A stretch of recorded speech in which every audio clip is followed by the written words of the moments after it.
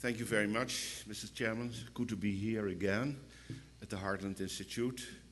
With some jealousy, we are witnessing what is happening here in the United States. And I think that the effort of the Heartland Institute is really tremendous, very sophisticated, very professional. And I must admit that we do not have any counterpart in the Netherlands as far as Heartland is concerned.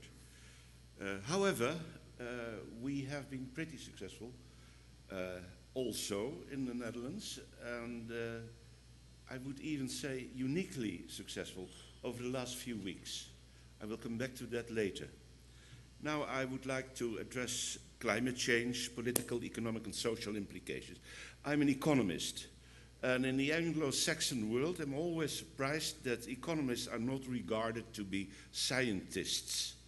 I have been told when I was a young student that Adam Smith was the one who turned all kinds of loose bits and pieces of economic thinking into something which became an independent science. Scientific method has been applied in economics, so I always thought that I was a scientist. But nevertheless, I'm not, at least not regarded in the Anglo-Saxon world, and especially not in the world of climate science. Economists are interested in climate. Why? Personally, I became interested because I thought that the implications of climate policy would be very serious indeed, even devastating as far as their impact on our economic system is concerned.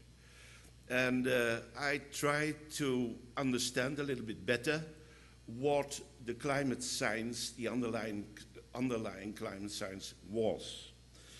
And then, of course, there was, many years ago, the third assessment report, TAR, of the IPCC, and there was the summary of policymakers. Being a former policymaker myself, I was also deputy head of the planning staff of the Ministry of Foreign Affairs in the Netherlands. So being a former policymaker myself, I thought this document has been written for me. And I read it, 16, 17 or 18 pages, and I counted the words uncertain, uncertainty, and equivalence of that.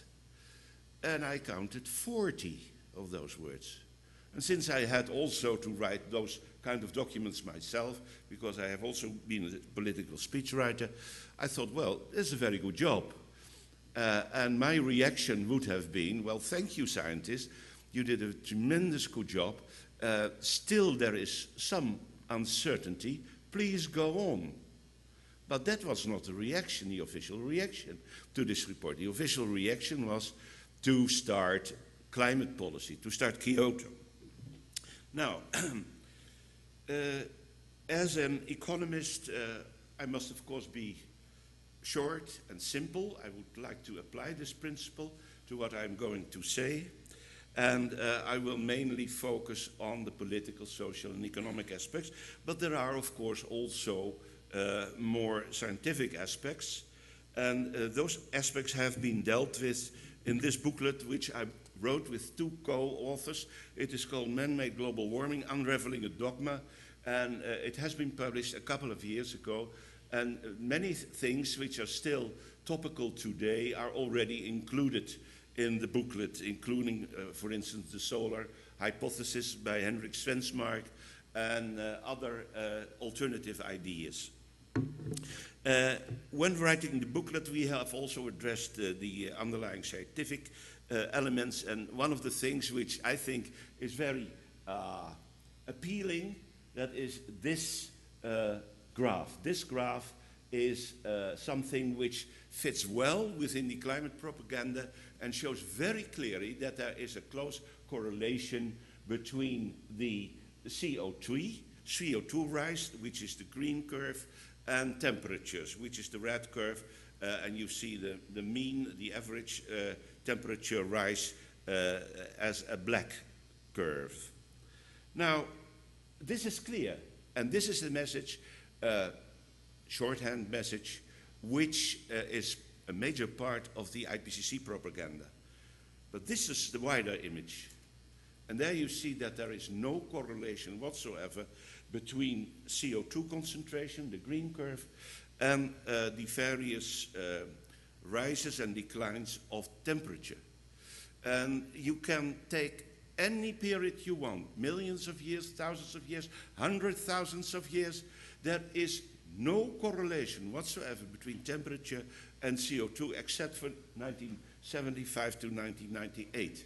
So this is an indication that there is, well, actually to my mind, that there's not much wrong with this so-called man-made global warming, and that it is a non-existent problem.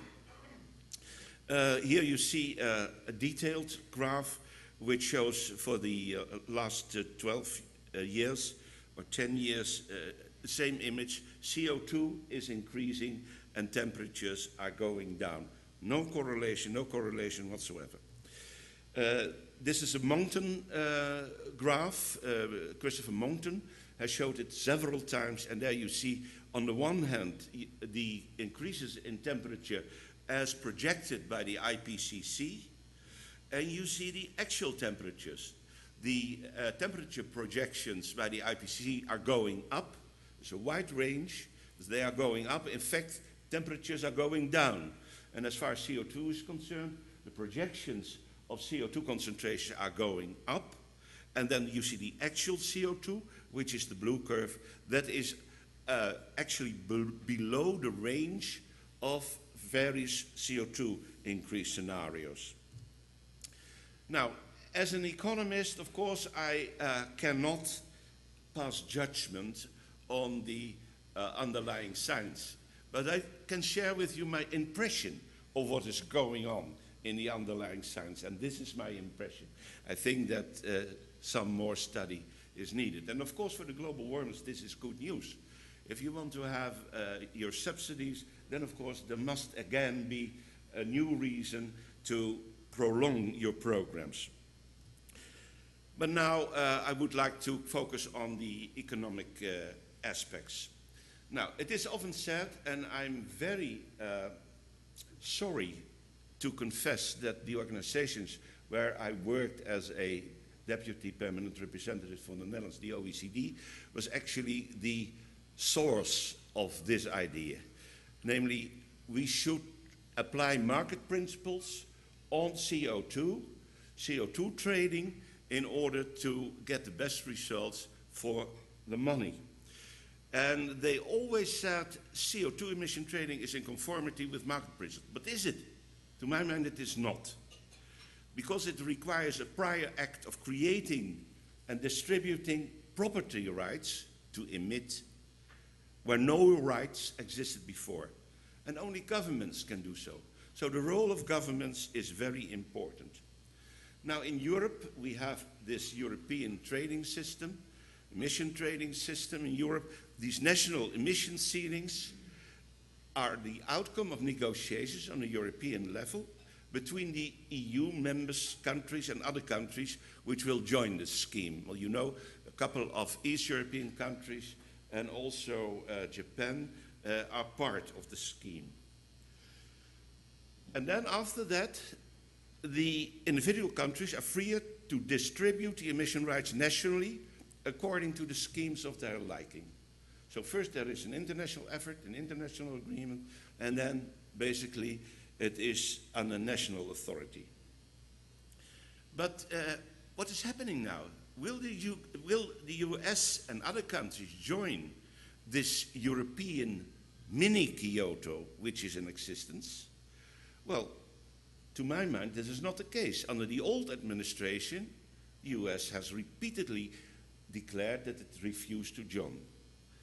But Obama gave first the impression that the United States would join the scheme, but he made a proviso. He said, well, no, the United States will not be part of an international ETS architecture.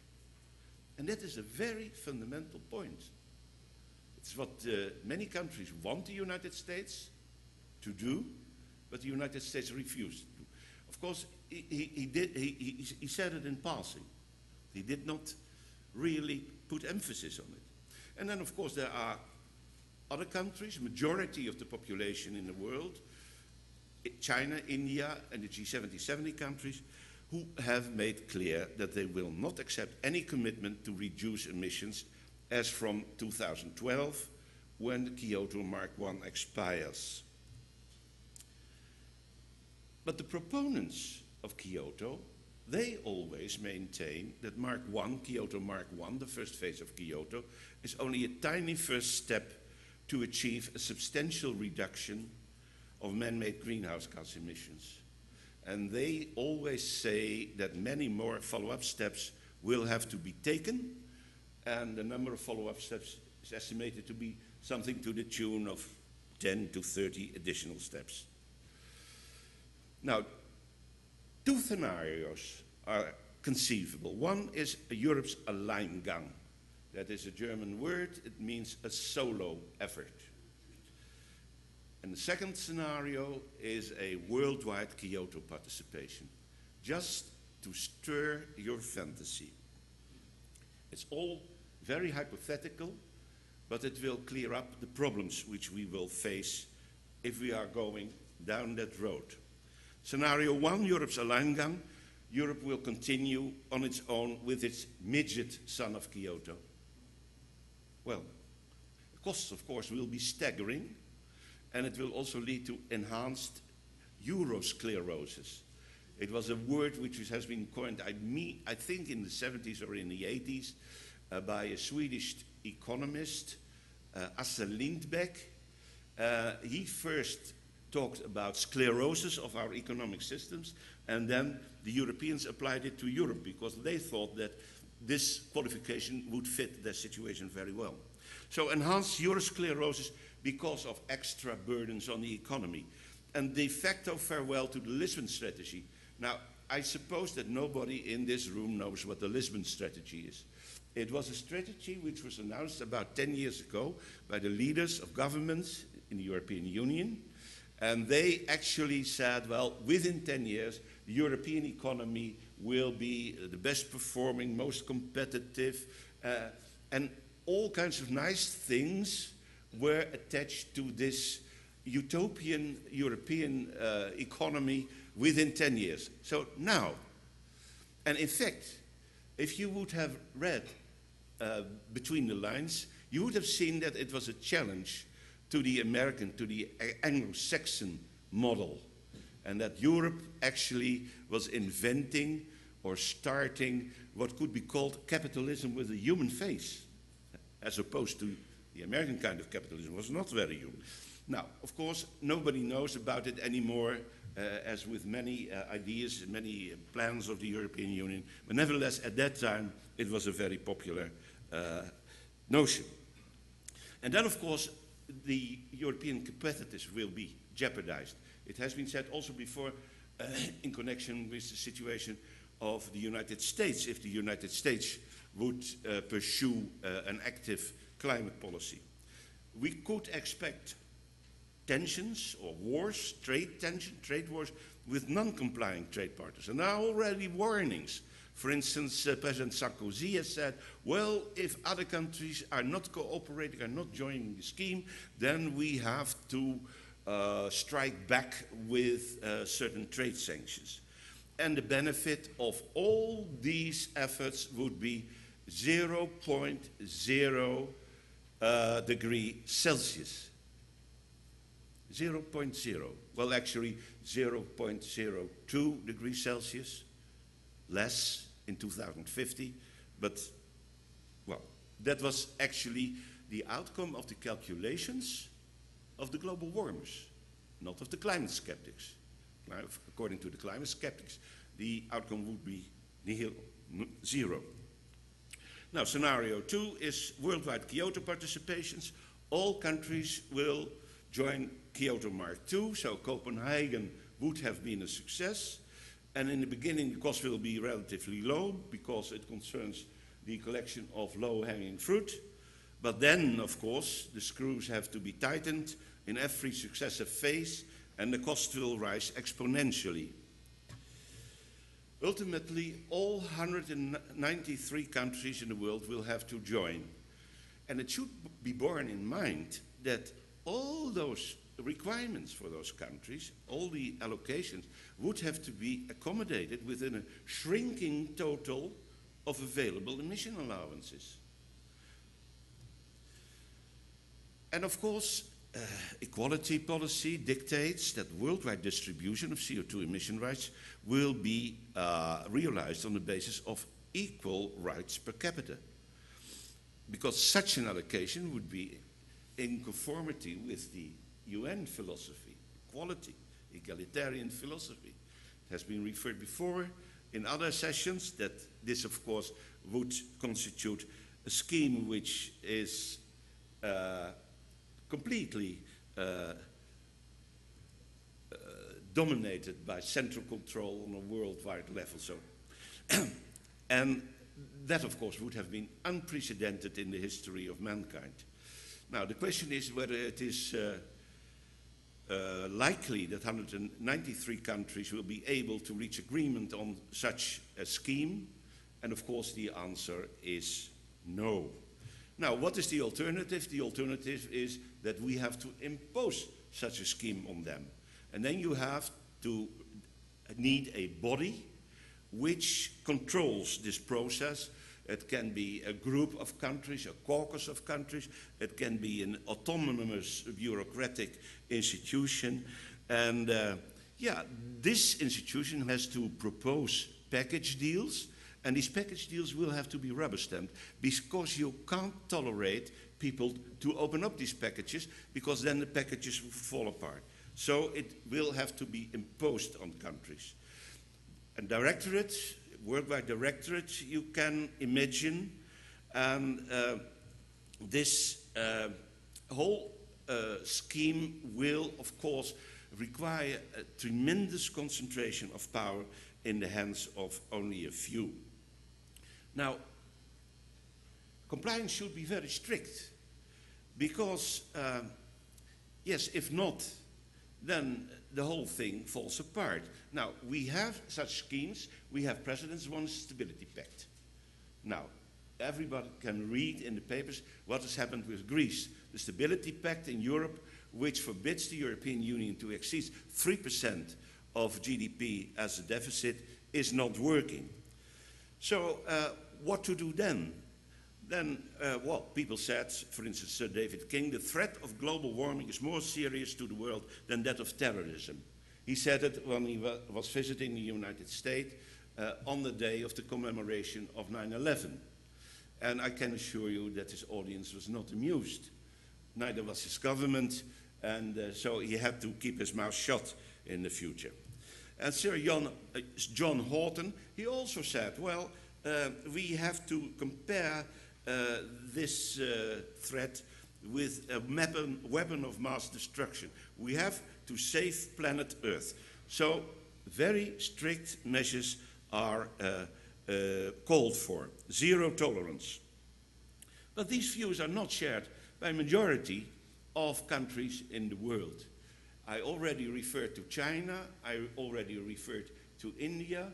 All G77 countries don't want to join the scheme. They see it as a kind of new colonialism, now based on climatic arguments. Though they don't want to join it. They have announced it before, for many years already. Nevertheless, the West thought that they could convince other countries to join the scheme. But in Copenhagen, it became clear that this was not possible. Now, the next step will be in Cancun. Now, the basic situation has not been altered. So my prediction is that Cancun will deliver a same failure as we had in Copenhagen. And as a climate skeptic, I'm very happy that this will be the case. Well, thank you very much.